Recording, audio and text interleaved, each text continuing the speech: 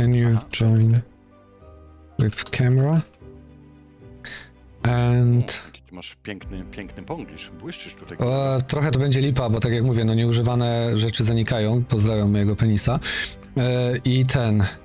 I angielski tak samo.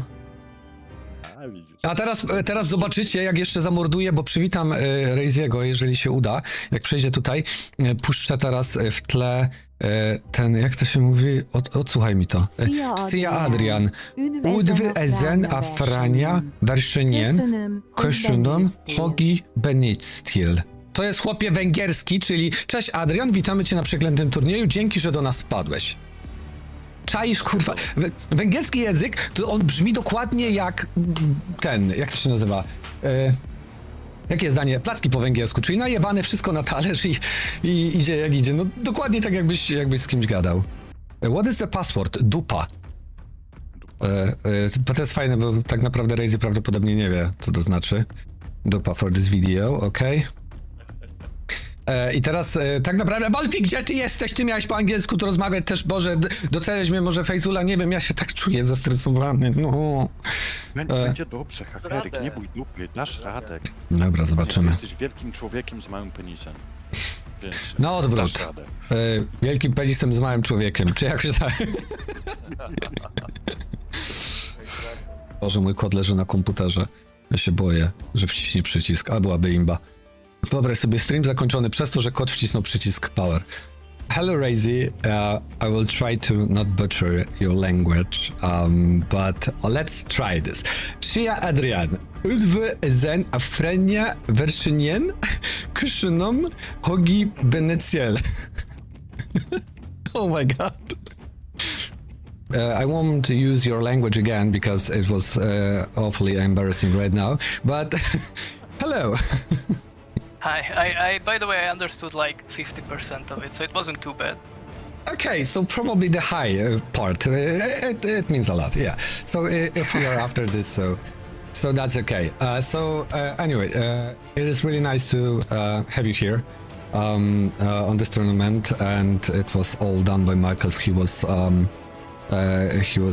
dealing with all the details, and he brought you here, and this is really a really nice thing to have you here. How do you like this event so far? Well, first of all, thank you for having me. I know that Michael's had a tough time reaching out to me because it took me like a week to respond, and I didn't mean anything bad by it. It's just that when I first opened his message, I read it, but it wasn't the right time for me to answer, and then I forgot about it, as I do. All classic. So unfortunately, it took a while until I actually said yes to this. But I'm very glad that I did, because it is a fun thing that you guys are doing. I've always enjoyed doing challenges. I am known for doing certain challenges on my stream when I play ranked duels in Quake Champions. And so this is just exactly my cup of tea. So I'm very glad to be able to participate. So thank you once again for inviting me. Oh yeah, so you mentioned that, and you were speedrunning Quake 3 as well, the single player thing, and probably I don't know, maybe you can tell. So you are the world champion right now. You have the highest rank in the speedrun. It belongs to you. There are multiple categories for speedrunning Quake 3 Arena, and in some of those categories I have the fastest time, yes.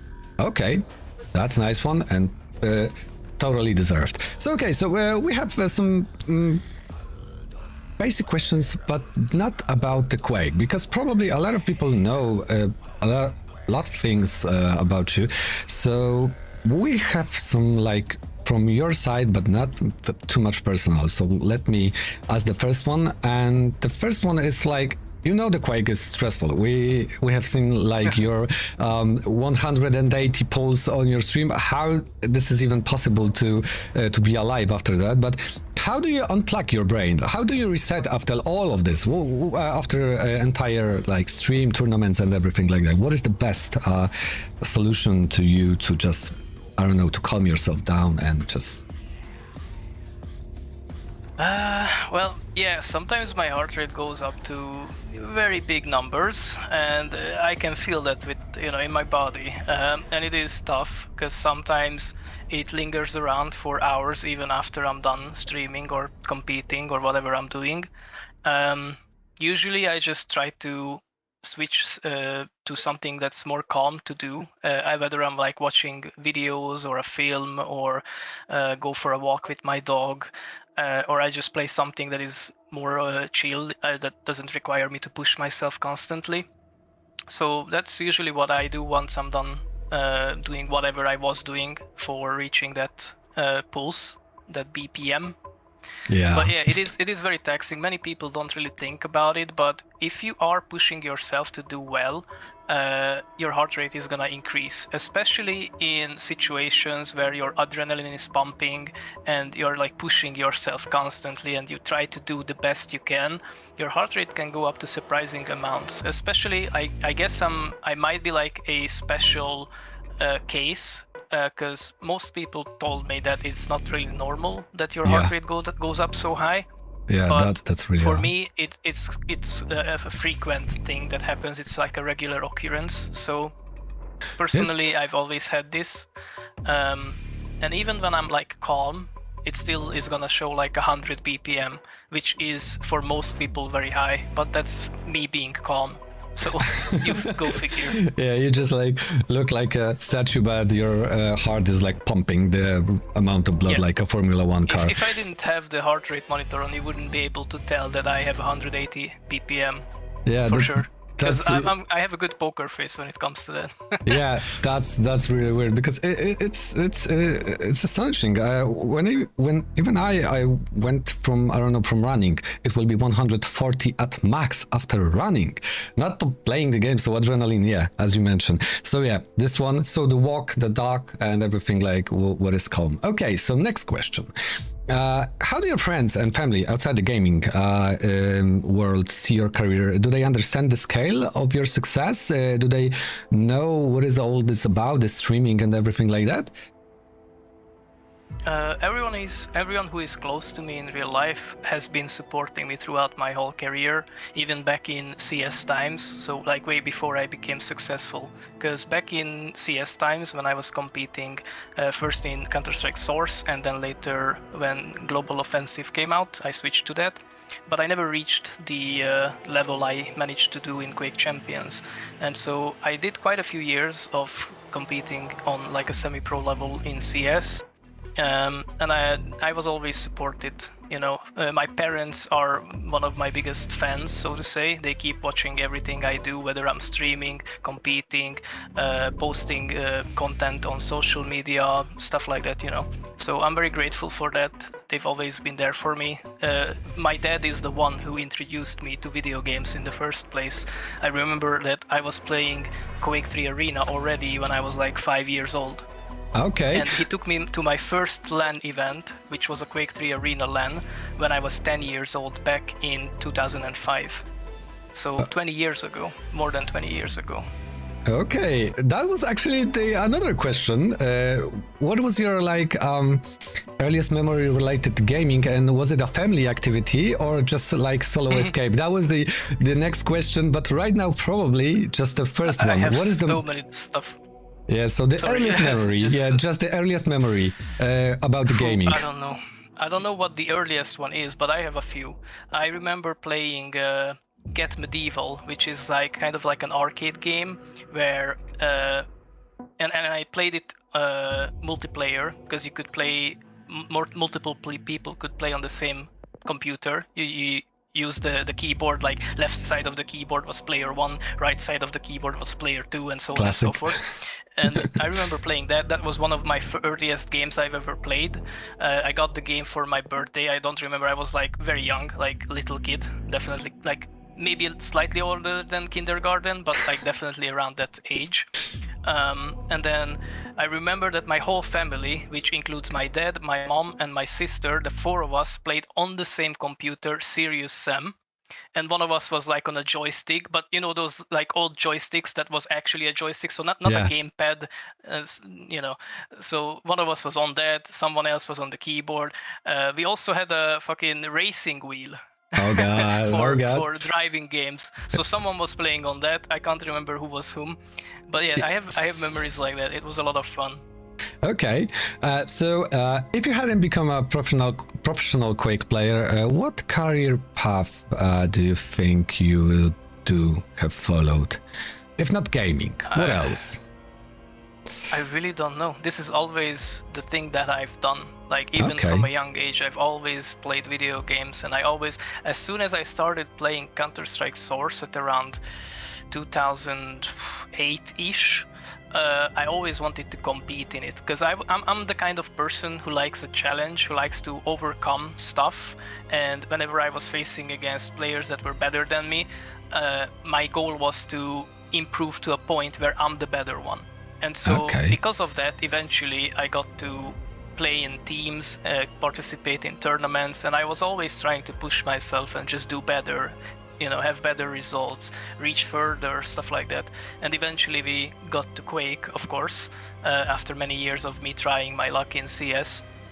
But I don't really know what would have come out of me if it wasn't for esports, because that was never really the question for me. I always wanted to succeed playing esports, so that was always my goal. It just so happened that it ended up being Quake Champions instead of Counter-Strike.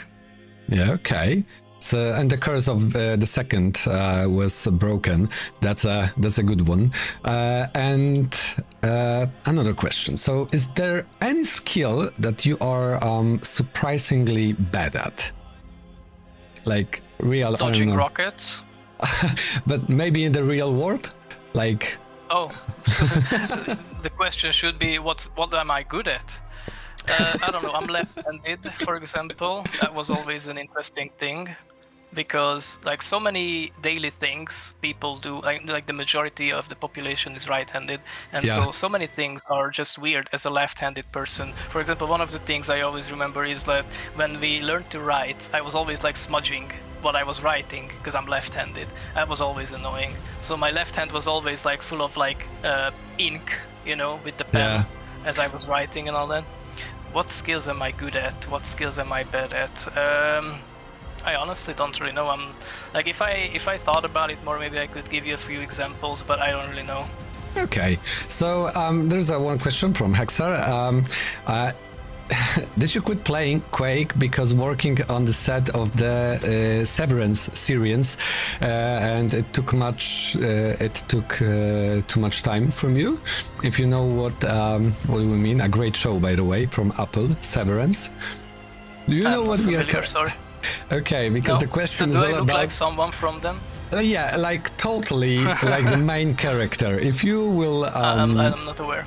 If you will just Google the Severance show and the main character, everyone on the Discord is like saying, okay, they took the Raisy to the show, so yeah. Who's the main character? The guy that looks like you. Mark Scott? Yeah. Adam Scott? He played Mark in Parks and Recreations. I love that show, Parks and Recreations. Yeah. That's where I know him from. Yeah, he played that as well. So yeah, Mark Scout from the Severance. So yeah. So I never really looked at him that way. Like, to me, he doesn't really look like me, but I guess for other people, like, they see me differently, like, compared to how I see myself. Could be, I guess. Okay. Some people said that I look like the guy from The Last of Us. What's his name? Pablo something, maybe? Hold on. The Last of Us. What's his name? Pablo Last of... I know which one, yeah. Yeah, Pedro Pascal, not Pablo. Yeah. Pedro Pascal. Some people told me that I look like Pedro Pascal. I don't see it, but sure, whatever. Just, yeah, a little bit of similarity we have there. So, okay, and are we have any other questions? No. Just everything like that. There we have. Okay, probably there it will be enough. Oh no, there is one question from the chat as well. Do you still have like contact with Maestro team, like Wenger or someone? Like, are you guys hung up each other or something? Not really, but yes. Like, for example, with Garpy, I still talk to very often, and I will actually see him in person soonish, in a few weeks, because I'm gonna go back to the UK for a little bit. I have been living in Hungary since the middle of the summer last year, I think. But the last time I was in the UK, I also spent some time with him, which was sometime during the fall of last year. But the others I don't really meet much with, because Xanaku moved away from where Garpy lives. I think he is still living in the UK, or at least last time I seen him, he was in the UK. And then Wenger, of course, he lives in Italy, and he stopped playing games, so I don't really talk to him that much. When it was his birthday, I wished him a happy 19th birthday, and I sent him a picture of a certain pizza. Okay, yeah, the pineapple one, probably. Which he of course appreciated very much. As usual. Other than that, I don't really talk to them much. They are living their own lives, you know. Okay, the world moves on. Okay, so about the social medias and everything like that, please chat if you can. Just follow Raisy on his Instagram and every other platform, but I only follow you on YouTube and Instagram. That's where I found you. Maybe someone can share the links on the chat to your profiles, maybe a few more followers or subscribers. Welcome. So anyway, thank you for this interview. Thank you for being here. But right now we have another match about a semi-final, something like that. And